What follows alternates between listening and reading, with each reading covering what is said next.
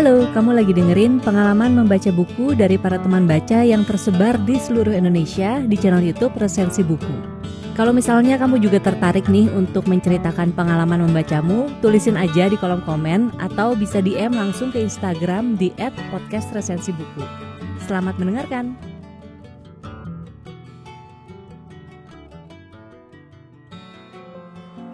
Sebatang sungai tada hujan mengalir lembut melintasi bantaran yang luas. Di sisi timur suatu danau besar.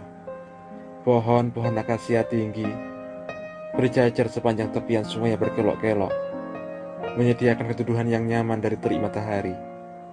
Dalam setahun, palung sungai tersebut lebih sering kering, tetapi hujan yang baru saja turun di perbukitan sebelah utara turun mengalir ke danau, perlahan-lahan menggenangi sungai itu.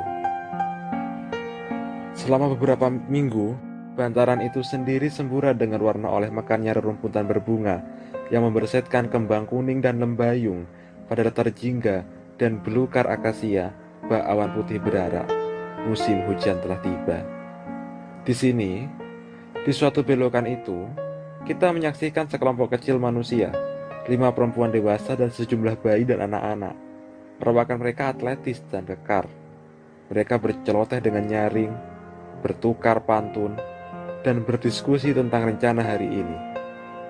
Di pagi buta sebelum fajar menyingsing, 4 lelaki dewasa kelompok tersebut pergi mencari daging. Tugas perempuan adalah mengumpulkan tumbuhan makanan, yang bagi semua orang merupakan makanan pokok mereka. Lelaki berburu, perempuan mengumpul. Itulah sistem yang berjalan sangat bagus bagi kelompok ini dan dalam waktu yang lama sekali.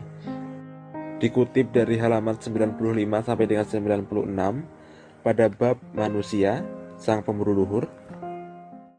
Narasi yang baru saja saya baca adalah interpretasi Richard Leakey mengenai kehidupan manusia purba atau yang lebih sering kita kenal sebagai hominid praaksara. Digambarkan olehnya, jika hominid awal telah mengenal pembagian tugas dan tingkat sosialisasi yang lebih baik daripada primata sejenis.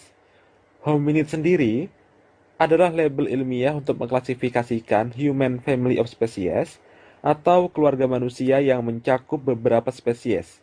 Sederhananya, hominid adalah istilah yang dibedakan dengan human atau manusia. Hominid masih tidak punya kesadaran personal, sikap moral dan mawas diri, serta kecerdasan setingkat manusia modern.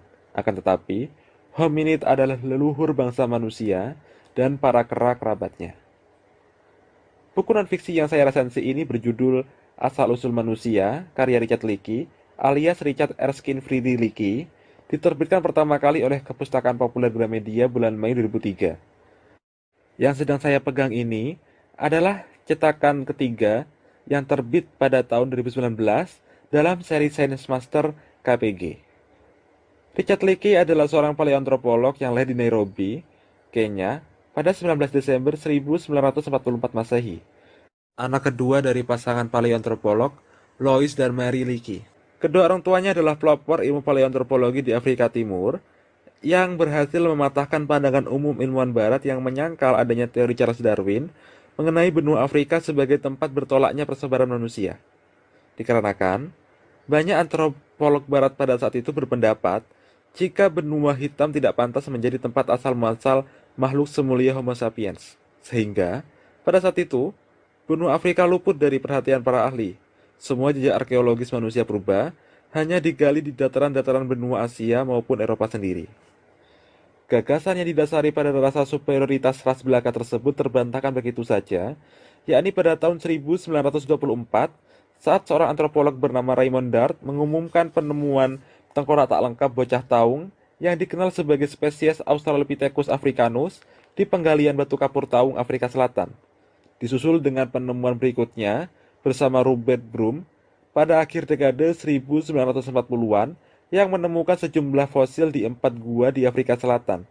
Semuanya diidentifikasi sebagai 2 jenis, yakni Australopithecus africanus dan juga Australopithecus robustus. Mary Leakey sendiri terkenal sebab menemukan fosil manusia purba pertama di Afrika Timur pada bulan Agustus 1959 di endapan jurang Olduvai, Tanzania, Setelah penantian dan juga penelitian selama 30 tahun lamanya, suaminya, Lois, yang terlibat dalam ekspedisi tersebut, memberi nama fosil itu Zinjanthropus boisei atau manusia Afrika Timur. Dengan nama belakang yang merujuk pada Charles Boisset, yakni seorang rekan kerja mereka yang banyak membantu selama dilakukannya peninjauan di lokasi. Zinjanthropus boisei diperkirakan hidup 1,75 juta tahun yang lalu, yang kemudian diklasifikasikan ulang menjadi Australopithecus boisei atas kesepakatan para ilmuwan. Karena ditemukannya kemiripan dengan Australopithecus robustus yang ditemukan di Afrika Selatan oleh Raymond Dart. Sedangkan penulis buku ini, yakni Richard Leakey, menjadi pusat perhatian setelah menemukan sebuah kerangka Australopithecus boisei secara tak sengaja di pantai timur Danau Turkana pada tahun 1969 dalam sebuah ekspedisi yang digagasnya dengan dukungan National Geographic Society, satu dasawarsa setelah pencapaian orang tuanya. Uniknya, kerangka tersebut ditemukan tergeletak begitu saja di atas pasir jingga tua. Kerangka tersebut menyembul dari dalam lapisan tanah karena adanya arus sungai musiman yang telah mengering. Richard Leakey yang pada saat itu sedang berjalan pulang setelah meninjau lapangan menuju perkemahan bersama rekan kerjanya, Maeve Epps, yang kelak jadi istrinya, terkejut sekaligus bahagia atas penemuan tidak terduga tersebut. Selanjutnya, Richard Leakey banyak menemukan fosil-fosil serupa dalam ekspedisi yang dipimpinnya di Danau Turkana. Dengan karir yang semakin melejit, ia banyak membangun relasi dan juga kanal sosial. Potretnya dengan tiruan Homo habilis pernah menjadi sampul majalah Time edisi 7 November 1977, serta beberapa kali berkesempatan mengisi sebuah serial khusus di saluran televisi Inggris BBC pada tahun 1981.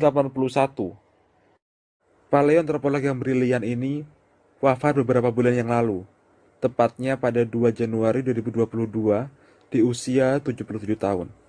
Sepanjang hidupnya, ia telah banyak berdedikasi dan menyumbang besar pada perkembangan ilmu pengetahuan, khususnya ilmu paleoantropologi. Kembali mengenai topik kita kali ini. Buku dengan disiplin ilmu antropologi ini membuat pembacanya, termasuk saya, menggugat ulang kesadaran yang kembali mempertanyakan asal-usul nenek moyang sebelum terbentuknya manusia modern, yang selama ini tidak lagi menjadi pertanyaan besar di tengah gelombang kebudayaan masyarakat yang semakin berkembang. Silsilah manusia purba ditafsirkan secara beragam oleh berbagai sarjana. Yang jelas, sebagai spesies Homo pertama, Homo habilis adalah leluhur umat manusia, sebelum Homo erectus yang kelak berevolusi menjadi Homo sapiens. Hal tersebut didukung oleh beberapa argumen dan juga genealogi yang disertakan penulis dalam buku ini. Selain itu, dalam buku setebal 218 halaman ini, pembaca diberikan serangkaian fakta menarik. Misalnya saja, anatomi tubuh yang beradaptasi seiring perubahan topografi wilayah, korelasi penggunaan perkakas tajam untuk menguliti hewan dengan pertumbuhan ukuran volume otak, perkembangan bahasa dan daya kognisi entitas hominid, penggunaan simbol-simbol dalam lukisan gua, yang semuanya dikomparasikan dengan bidang ilmu lain selain antropologi, yang menjadikan buku ini kredibel dalam tuntutan akademis.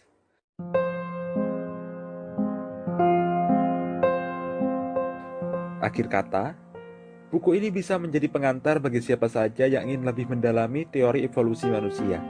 Akan tetapi, pusat penelitian buku ini terbatas pada perkembangan manusia purba di benua Afrika dan sekitarnya saja. Hampir tidak menyentuh penemuan-penemuan manusia purba di benua Asia, yang tidak kalah banyak jumlahnya. Hal tersebut mungkin didasarkan pada keyakinan penulis jika benua Afrika adalah pencetak generasi hominid awal, dengan teori out of Africa. Maka daripada itu, dibutuhkan literatur pendamping untuk memperdalam wawasan akan teori evolusi manusia.